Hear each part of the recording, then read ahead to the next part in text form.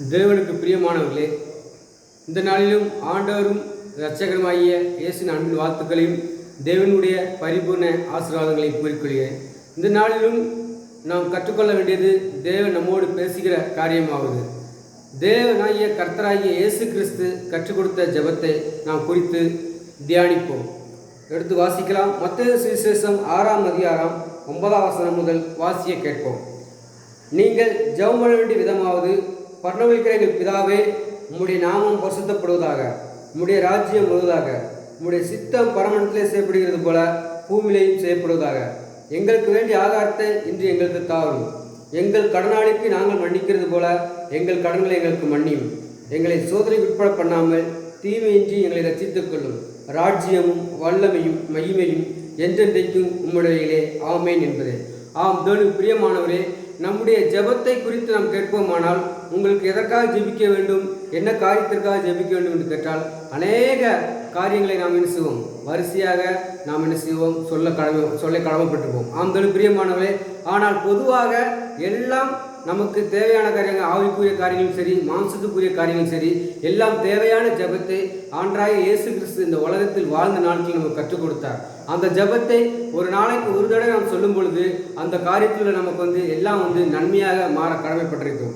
ஆம், பிரியமானவர்களே, நம்முடைய காரியம் பார்க்கும் பொழுது, நம்ம பரமண்டல எங்கள் பிதாவே உடைய நாமம் பரிசுத்தப்படுவாங்க. தேவனை நாம் முதலாவது மகிமைப்படுத்தும் பொழுது, அவருடைய நாமத்தை பரிசுத்தத்தில் நாம் மகிமைப்படுத்தும் பொழுது, நம்முடைய வரவேண்டிய எல்லா காரியங்களும், நமக்கு எல்லா தடைகளும், எல்லா காரியங்களும் அது வருவதற்கு தேவன் என்ன செய்கிறார், அனுமதிக்க முடியாதவராய் காணப்படுகிறார். அந்த பிரியமானவரே, முதலாவது அவருடைய நாமத்தை நாம் பரிசுத்தப்படுத்த கடமைப்பட்டோம். ஏனால் பரிசுத்தமாய் நாம் அவரை தொழுகொள்ள வேண்டியது அவசியம் உள்ளதாக இருக்கிறது. ஏனால் பரிசுத்த தேவனை நாம் ஆராதிக்கிறோம். ஆம், பிரியமானவரே, இன்னொரு வசனம் கூட சொல்லப்படுகிறது, பரிசுத்த தேவனை பரிசுத்தத்தோடு ஆராதிங்கள் என்று.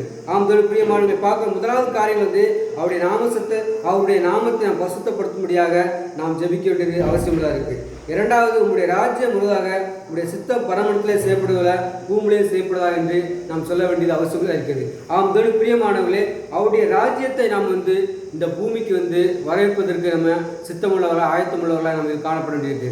அந்த சித்தம், அந்த ராஜ்யம் பரமண்டலங்களில் செய்யப்படுவதில் நம்ம பூமியிலையும் செய்யப்படும் பொழுதுதான் எல்லாம் அநீதி, அக்கிரமம், எல்லாம் பாவங்கள், சாபங்கள் எல்லாம் குறைவதற்கு வகையுள்ளதாக காணப்படுகிறது. ஆம், பிரியமானவே, அந்த சூழ்நிலையாக இருக்கிறதுனால இந்த காரியத்தை நாம் ஜெபிக்க வேண்டியது, இந்த காரியத்தை அனுதினம் நாம் ஞாபகப்படுத்த வேண்டியது அவசியம் உள்ளதாக காணப்படுகிறது. அடுத்ததாக பார்க்கணும், எங்களுக்கு வேண்டிய ஆகாரத்தை இன்று எங்களுக்கு தாரும். ஆம், பிரியமானவர்களே, மனுஷன் சரீரத்தில் எவ்வளவுதான் பலவீனனாக இருந்தாலும் ஆகாரம் இல்லை என்றால் அவன் பலவீன குறைவனாக காணப்படுகிறான்.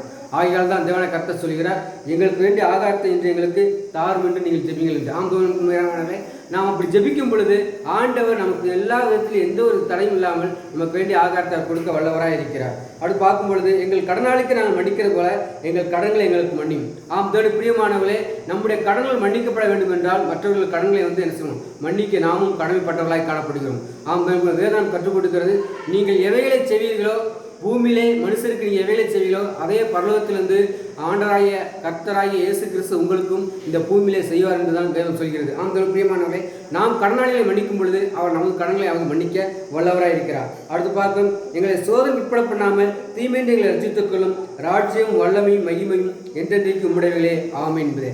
ஆம், பிரியமானவர்களே, இங்கே பார்க்கிறோம், நம்மளை சோதனை உட்பட பண்ணாமல் தீமை என்று ரட்சித்துக் கொள்ளும் என்று நாம் ஜெபிக்க வேண்டியது அவசியமாக இருக்கிறது. இந்த உலகத்தில் வாழ்கிற நாட்கள் வரை அது சோதனை நிறைந்த இந்த உலகம், பாவங்கள் நிறைந்த, சாபங்கள் நிறைந்த உலகம். இந்த உலகத்தில் சோதனை வராதவரை நாம் தற்காத்துக் கொள்ள வேண்டியது அவசியம் உள்ளதாக காணப்படுகிறது. ஆகையால் இந்த ஜெபத்தை நாம் செய்யும் பொழுது தேவன் நமக்கு சோதனைக்கு, எந்த ஒரு சோதனைக்கு நாம் உட்படப்படுத்தாமல், எந்த ஒரு சோதனைக்கு நம்மளை பிரவேசிக்க பண்ணாமல் அதிலிருந்து அவர் நம் காக்க அவர் வல்லவராக இருக்கிறார். ஆம், பிரியமானவர், அவருடைய ராஜ்யத்தையும் அவருடைய மகிமையும் அவர் எல்லா காரியங்களையும் அவருடைய நாமத்தை நாம் ராஜ்யம் வல்லமை மகிமையும் என்றென்றைக்கும் உம்முடையது என்று நாம் அவரை வாழ்த்தி அவரை நாம் மகிமைப்படுத்தி நாம் கடன் செல்ல வேண்டியது திறந்த ஒரு அவசியம் உள்ளதாக இருக்குது. ஆம், பிரியமானவர்களே, இந்த ஜெபத்தை அனுதினம் செய்யும் பொழுது நாம் எல்லா உலகப்புரியமான காரியங்களும் சரி, ஆவிக்குரிய காரியங்களும் சரி, எல்லாவற்றையும் நம்ம நடத்த அவர் வல்லவராக இருக்கிறார்.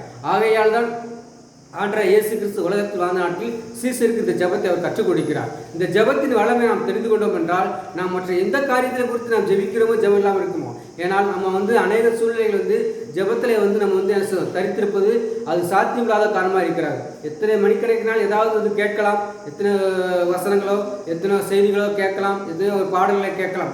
ஆனால் ஜெபத்தை குறித்து நாம் வந்து உட்படும் பொழுது நமக்கு வந்து ஆண்டவருடைய கிருபை இருந்தால் மாத்திரமே தான் நாம் ஜெபத்தில் அதிக நேரம் செலுத்த முடியும். ஆனால் அப்படிப்பட்ட சூழ்நிலையில் போக முடியாத சூழ்நிலை இருந்தாலும் கர்த்தருடைய ஜெபத்துக்கு நாம் முக்கியத்துவம் கொடுத்து இந்த ஜெபத்தை ஆண்டவருக்கு நம்ம அனுதினம் நம்ம சொல்லும் பொழுது இதனுடைய எல்லா ஆசீர்வாதமும் நமக்கு பரலோகத்துக்குரிய ஆசீர்வாதம் சரி, பூமிக்குரிய ஆசீர்வாதத்தையும் கூறி ஆண்டவர் கொடுக்க அவர் வல்லவராயிருக்கிறார். ஆம் தேவனுடைய பிரியமானவர்களே, இந்த காரியத்தை குறித்து அநேக நாட்கள் உங்களோடு பேசுவதில் வந்து நான் தியானித்துக் கொண்டிருந்தேன். நான் வந்து ஆண்டவர் எழுதலில் இருந்தேன். இந்த நாளில் இந்த காரியத்தை பேசுவதற்கு ஆண்டவராய் இயேசு கிறிஸ்து சித்தம் கொண்டிருக்கிறார். ஆகிய இந்த பரமண்டல ஜெபத்தை நீங்கள் கற்றுக்கொண்டு இந்த பரமண்டல ஜெபத்தை அனுதினமும் ஒருவேளையாவது நீங்கள் ஜெபிக்கும் பொழுது ஆண்டவர் பரலோக ஆசீர்வாதத்தையும் பூமிக்குரிய ஆசீர்வாதத்தையும் கொடுத்து உங்களை நடத்த வல்லவராயிருக்கிறார். ஆம் தேவனுடைய பிரியமானவர்களே, இந்த நாளில் இதை கேட்கிற இதை பார்க்கிற ஒவ்வொருவரையும் தேவன் ஆசீர்வதிக்கிறாக. நான் ஜெபிக்க கடமைப்பட்டிருக்கு. ஜெப செய்வோம். சோத்திரிக்கிற ஆண்டவரே, நான் ஒப்பு கொடுக்கிற ஆண்டவரே, பரலோக காரிய ஆண்டவர் சோத்திரிக்கிற ஆண்டவரே, ஆண்டவர் உலகத்தில் வாழ்ந்த நாட்டில் ஆண்டவர் நீர் கற்றுக் கொடுத்த ஜெபத்தை நாங்கள் தியானித்தோம். அதைப்படி நாங்கள் நடக்க நீர் கிருபை செய்ய ஜெபிக்கிற ஆண்டவரே. அன்றைக்கும் அந்த ஜெபத்தை நாங்கள் ஏறெடுத்து அதனுடைய வல்லமைகளை ஆண்டு சோத்திரிக்கிற ஆண்டவரே, அவருடைய ஆசீர்வாதங்களை சுதந்திரத்துக் கொள்ள இதை பார்க்கிற கேட்க ஒவ்வொரு அப்படிப்பட்ட கிருபையை கட்டளைவிட ஜெபிக்கிற அதுக்குள்ள எல்லா தடைகளையும் மாற்றிவிட ஜெபிக்கிற ஆண்டவரே. எங்களை பரலோக ஆசீர்வாதத்தாலும் ஆண்டவரே, பூமிக்குரிய ஆசீர்வாதத்தாலும் நிறுத்தினுடைய ஜெபிக்கிற ஆண்டவரே. நீர் அப்படி செய்ய சோத்திருக்கிறோம். எல்லா துதியான மகிமை நீர் எடுத்துக்கொள்ளும். மீட்பு ரட்சகனாகிய இயேசுவின் நாமத்தில் ஜெபிக்கிறோம் எங்கள் ஜீவன் நல்ல பிதாவே. ஆமென். கர்த்தர் உங்களை ஆசீர்வதிப்பார்.